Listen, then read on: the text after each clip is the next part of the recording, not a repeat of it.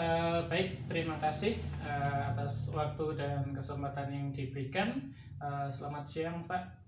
Pada kesempatan kali ini, kami ingin melakukan riset terkait prototipe kami sistem collecting uang pelanggan dengan new kalkulator Postpay untuk donasi di kantor pos, yang nantinya akan digunakan untuk penilaian inovasi kami di PITA Postal Innovation Award 2020-2021, yang bila mana kami masuk di social innovation kayak gitu.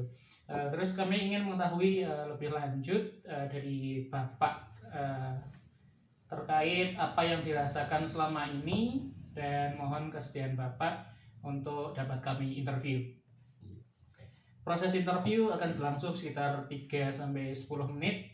Kami akan menanyakan beberapa pertanyaan kepada Bapak, sehingga nanti Bapak juga dapat menjawab dengan jujur apa yang Bapak rasakan selama ini. Kira-kira bisa dilanjutkan, Pak? Bisa. Okay. Silakan Non Sewu ini perkenalkan nama dan jabatan sekarang. Nama saya Darwono, jabatan KPC Pak Gentang 53455. KKPC sekarang udah berapa lama, Mas? Baru berarti sekitar 2 bulan, 1 bulan lah ya. Sekitar 1 bulan ya menjadi awal ya. KKPC atau di petugas loket. Dan sebelumnya di Antaran. Antaran di Punggelan, tapi di situ jangan juga kadang membantu kepala cabang untuk di loket begitu ya? Sering membantu. Boleh. Dalam proses transaksi sekilas, jadi dalam transaksi Postpay ini kita sering menjumpai transaksi dengan nilai ganjil atau terdapat nominal di bawah angka Rp100 yang mengharuskan petugas loket untuk melakukan nilai pembulatan ke atas atau ke bawah, sehingga petugas loket sering menanggung selisih dari nilai transaksi. Dan apakah Pak Darwono sering mengalami hal tersebut saat melakukan transaksi Postpay? Kalau untuk transaksi Postpay sering, karena ya kita memang karena kehidupan di desa untuk nominal uang pecahan misalkan 25 perak, apalagi 35 perak, itu memang sudah tidak mungkin untuk melakukan pembayaran secara tunai. Kadang kita mau tidak mau malah kita yang ikut nombok. Kadang kalau ada yang orang yang malah ya mereka ikut di situ saja untuk di loket. Dititipin kayak gitu ya, untuk dilakukan transaksi berikutnya. Oke, selanjutnya apakah Pak Darwono sering mengalami kekurangan panjar logam dari UPT? Kalau panjar logam dari UPT sih kurang sih tidak, tapi kadang kita usaha sendiri lah untuk mencari untuk di KPC masing-masing. Kan kadang kita jumpai banyak transaksi yang misalkan untuk pedagang-pedagang kecil juga pembayarnya juga pakai uang receh juga sama. Gitu. Terus untuk logam 100 dan 200 apakah selama ini masih sering dijumpai, atau ada nggak kesulitan ketika menukarkan uang Rp200 ke toko-toko atau ke perbankan gitu? Kalau untuk uang logam rata-rata ya paling 500-an sampai 1000. Kalau 100-200 perak sudah susah. Sudah susah ya. Ada tapi susah. Oke. Susah. Ada dan susah gitu ya. Kira-kira selama 2 bulan ini atau sebelum ini di KPC yang sebelumnya, ketika panjar dari UPT tiba-tiba habis, atau ketika KKPC kekurangan logam, apakah dari Mas Darwono sering menukar ke tempat-tempat itu, nyari-nyari gitu logam-logam, uang logam gitu? Ya pasti sering nyari. Kadang sampai mencari-cari ke bank-bank, koperasi-koperasi. Kadang juga penjual-penjual jajan kecil-kecil juga yang banyak stok uang logam sih. Kalau untuk bank sih kadang-kadang ada, tapi juga nggak banyak juga ya. Tapi kalau untuk penjualan yang orang-orang kecil kayak jajan-jajan di pinggir jalan itu malah justru lebih ada. Berarti perlu waktu tidak?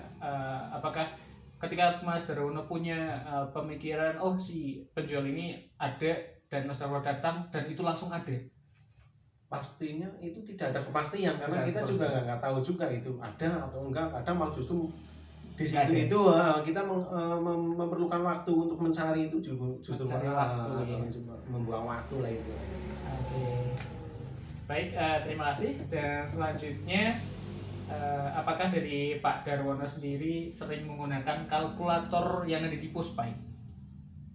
Kalau kalkulator di Postpay ya sering digunakan karena untuk kepastian juga, kadang juga ditambah dengan kalkulator yang manual juga ada, tapi ya sering juga digunakan. Sering digunakan ya. Baik, di situ tersedia prototipe yang sekiranya mungkin dari Pak Darwono sendiri sudah sedikit membaca prototipe yang kami usulkan atau yang kami buat. Kira-kira dengan problem yang sudah disebutkan di atas, dari inovasi sistem collecting uang pelanggan dengan new kalkulator Postpay untuk donasi di kantor pos, apakah menurut Pak Darwono itu akan sedikit membantu atau sangat membantu untuk petugas loket? Kalau untuk sistem yang nantinya akan dimunculkan seperti itu sih sebenarnya sangat-sangat membantu. Intinya kita punya variasi dengan publik kaitannya dengan pengembalian. Karena kalau pengembalian kurang 35 perak atau lebih dari segitu kan kita juga nggak enak juga kan. Tapi dengan adanya ini dengan sistem seperti ini kan mereka juga sudah tahu, ya berarti kan mereka ada keikhlasan untuk donasi. Tapi kalau kita minta ini kurang 35, takutnya malah jadi apa ya, jadi kurang etis juga untuk mereka karena memang kita kewajibannya untuk mengembalikan uang seperti itu kan. Baik, dari prototipe tersebut kira-kira dari Pak Darwono ada masukan atau sesuatu yang bisa ditambahkan, atau mungkin juga sesuatu yang kurang itu apa gitu? Dari sekilas sudah membaca, ini prototipe new kalkulator Postpay seperti itu. Kalau untuk prototipe ke depannya sih, kita kalau memang mau dibulatkan itu paling kita pakainya yang 500 sampai 1000, karena kalau yang misalkan 35 perak itu pasti kan pembulatannya pasti 500. Ya mungkin minimal untuk donasi seperti itu ya kita masukkannya ke 500, misalkan dari 11.550 itu akan dimasukkan ke 11 jadi 12.000 atau kapan gitu, paling naiknya tetap ke situ, tidak mungkin kita pakainya jadi 11.500 jadi 11.600, karena kita juga untuk kembalian 400 perak, 200 perak kan juga susah. Pasti kan kita akan kembalinya ke atas juga. Ini kan jumlah 11.500 apa 600 taruhkan gitu kan. Kita kalau untuk menentukan donasi kan berarti kita harus naikkan ke jadi 12.000 levelnya kan. Nah, itu paling sistem nantinya akan seperti itu. Jadi jangan terlalu ini jadi 100 ya kita kembalinya dari ini yang 200 itu kan lebih enaknya seperti itu kayaknya seperti itu. Artinya dari Pak Darwono menghendaki untuk prototipe ini akan digunakan dengan melakukan pembulatan ke atas bukan ke bawah begitu ya. Seperti itu. Kira-kira ada yang lain atau tidak ketika Bapak menjumpai permasalahan yang ada di loket ketika mengantri, contohnya antrian ada di listrik kayak gitu, transaksi listrik kebetulan itu kan banyak juga transaksi ganjil gitu. Kira-kira apa kendala lain kalau misalkan bisa dihubungkan dengan new kalkulator Postpay ini? Kendala lain kalau untuk antrian panel listrik sih sebenarnya sudah berjalan. Kalau memang ini nanti terakumulasi dengan kalkulator yang seperti ini dengan adanya donasi sih sebenarnya sudah nggak terlalu ada kendala lah intinya. Kira-kira ada pertanyaan atau tidak terkait tentang prototipe ini, Pak?